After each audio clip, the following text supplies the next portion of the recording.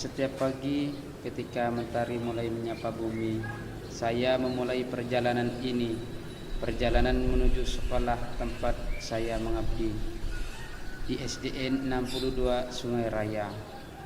Rumah saya yang berletak di Desa Punggur, jarak yang harus ditempuh tak pernah terasa ringan, 1 jam perjalanan setiap hari. Tapi di setiap langkah ada harapan yang selalu saya bawa bersama. Sebagai seorang guru honorer dengan gaji yang hanya cukup untuk bertahan hidup, mungkin banyak yang akan bertanya, mengapa saya terus bertahan? Jawabannya sederhana, karena cinta.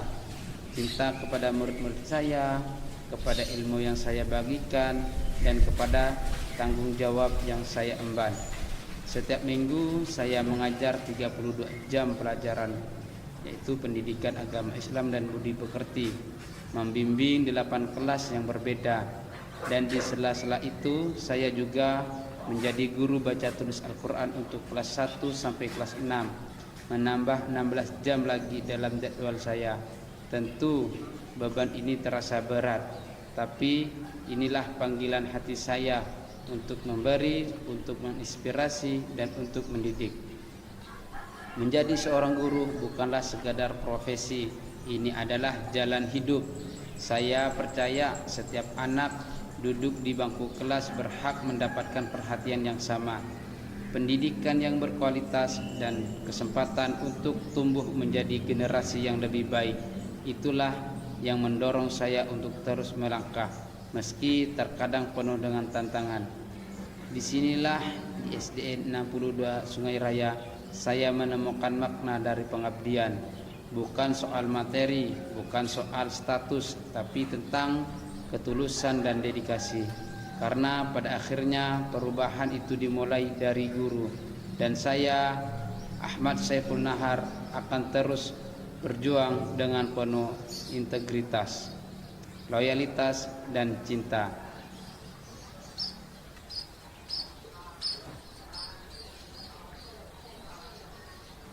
Assalamualaikum warahmatullahi wabarakatuh. Waalaikumsalam warahmatullahi wabarakatuh. Baik anak-anak, Bapak tadi sudah menyampaikan terkait tujuan pembelajaran kita pada hari ini. Ada teks literasi. Nah, nanti kita baca sama-sama yang kompak ya.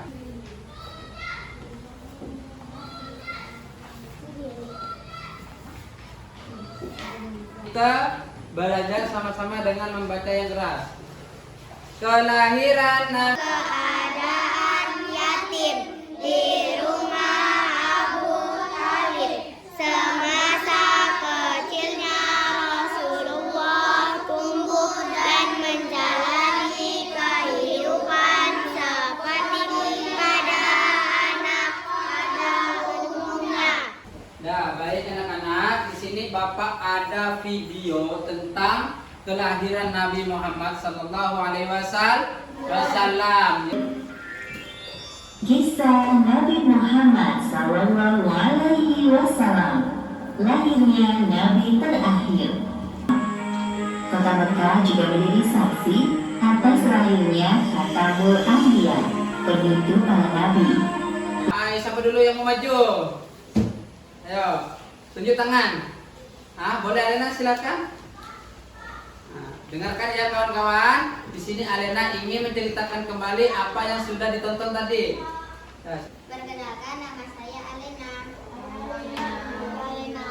Saya akan menceritakan tentang cerita Nabi Muhammad.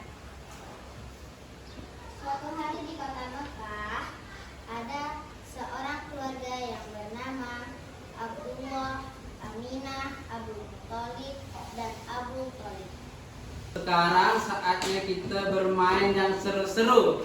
Bermain game. Jawabannya, kalian tempel. Pak, kalau misalkan jawabannya salah gimana Pak? Mundur ke belakang, cari lagi yang tepat. Bisa? Bisa. Boleh ya, 1, 2, 3. Dor, dor, dor, bum. Maju ke depan dulu sini, baca dulu soalnya. Dicari jawabannya.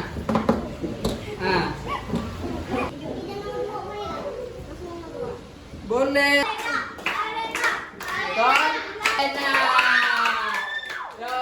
Ayo, beri semangat kawannya.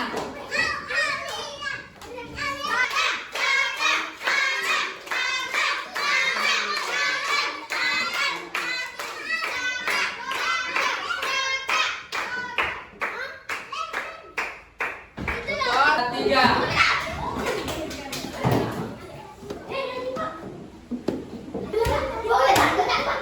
Yang duduk dulu. Apa yang terjadi pada pasukan Jangan lupa ditulis namanya ya.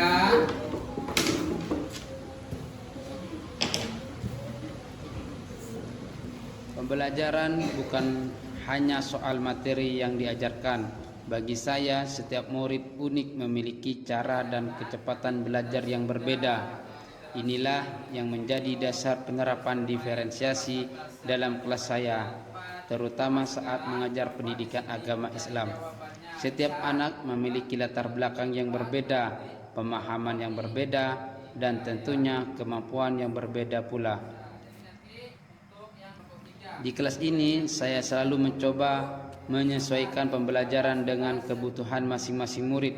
Misalnya, dalam pelajaran membaca Al-Quran, beberapa anak sudah mahir dan mereka saya beri tantangan lebih dengan memperdalam tajwid atau mempelajari tafsir singkat. Sementara itu, untuk yang masih belajar dari awal, saya dampingi dengan latihan-latihan dasar, perlahan tapi pasti. Tujuannya sederhana, setiap anak harus merasa nyaman dalam proses pembelajaran mereka. Saya tidak ingin ada merasa tertinggal, tetapi juga tidak ingin ada yang merasa tidak tertantang. Maka saya memberikan materi yang sesuai dengan kemampuan mereka masing-masing. Dalam pendidikan agama Islam, pembelajaran diferensiasi juga berarti mengenal nilai-nilai agama dengan cara yang relevan bagi setiap anak. Saya sering menggunakan cerita, permainan, atau diskusi untuk menjelaskan konsep moral dan akhlak. Murid yang suka bercerita, saya ajak menyampaikan kembali kisah-kisah Nabi. Yang senang diskusi, saya libatkan dalam pembahasan mengenai nilai-nilai Islam dalam kehidupan sehari-hari. Dengan cara Halo teman-teman, perkenalkan nama saya Saka, saya dari kelas 4. Tadi saya sudah mendengarkan Pak Nahar menceritakan tentang sejarahnya Nabi Muhammad.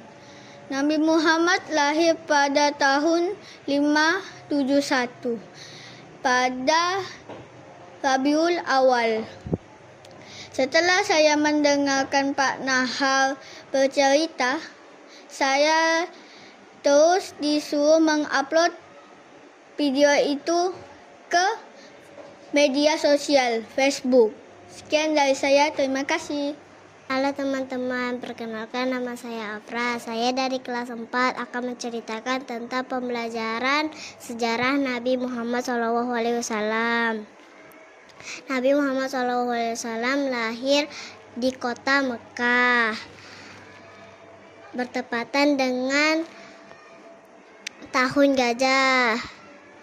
Setelah itu, biar Afra makin ingat dengan materinya, Afra ditugaskan Pak Nahar untuk mengupload video di media sosial Facebook. Sekian dan terima kasih. Dadah.